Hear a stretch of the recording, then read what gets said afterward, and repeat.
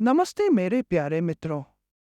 मैं आपके लिए आध्यात्मिक अनुभव की कहानी लेकर आया हूँ। मैं आशा करता हूँ कि यह वीडियो आपको अच्छी लगे।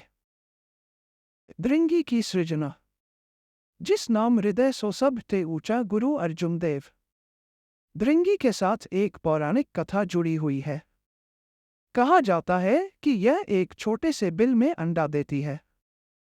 फिर यह अपने लार्वे के लिए कोई कीड़ा ढूंढ लाती है। उस कीड़े को लार्वे के सामने रखकर बिल को बंद कर देती है। भृंगी बिल के बाहर घूवू करती रहती है। जब लार्वा बड़ा हो जाता है तो दोनों बिल तोड़कर बाहर आ जाते हैं। इस बात से यह धारणा बन गई है कि भृंगी अपनी घूंघू की तेज आवाज से दूसरी जाति के किसी कीड़े को भृंगी ही बना लेती है। भृंगी बिल में कैद कीड़े को अपनी तवज्जो देती है। अगर कीड़ा वह तवज्जो लेता है तो वह कीड़ा भी भृंगी बन जाता है और दोनों भृंगी बिल से बाहर निकलकर उड़ जाते हैं। कबीर साहिब इसी बात को इस प्रकार प्रकट करते हैं। सुमिरन से मन लाए जैसे कीट भी रंग। कबीर बिसरे आपको होए जाए ते ही रंग। अगर हम भी परमात्मा के नाम का ध्यान करें तो हम उसमें समा जाएंगे। जिसके अंदर प्रभु का प्रकाश प्रकट हो जाता है वह उस प्रकाश का ही रूप हो जाता है। जिसका भी कोई लगातार ध्यान करता है उसी का रूप बन जाता है। यह एक बहुत ही गहरा और आध्यात्मिक पाठ है जो हमें परमात्मा के नाम के ध्यान और सुमिरन के महत्व के बारे में सिखाता है।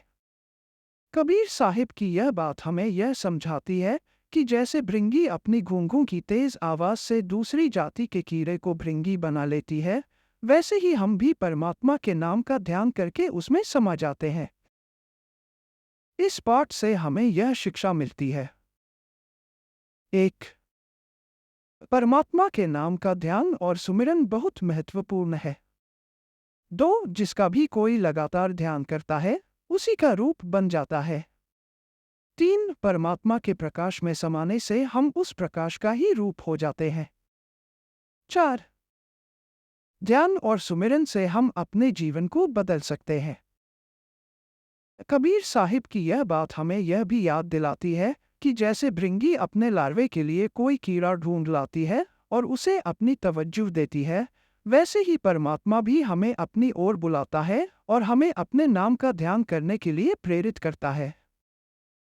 यह पाठ हमें आध्यात्मिक जीवन के बारे में सोचने और परमात्मा के साथ जुड़ने के लिए प्रेरित करता है। यदि आपको यह वीडियो अच्छी लगे तो लाइक करें, कमेंट करें, शेयर करें और सब्सक्राइब करें। धन्यवाद।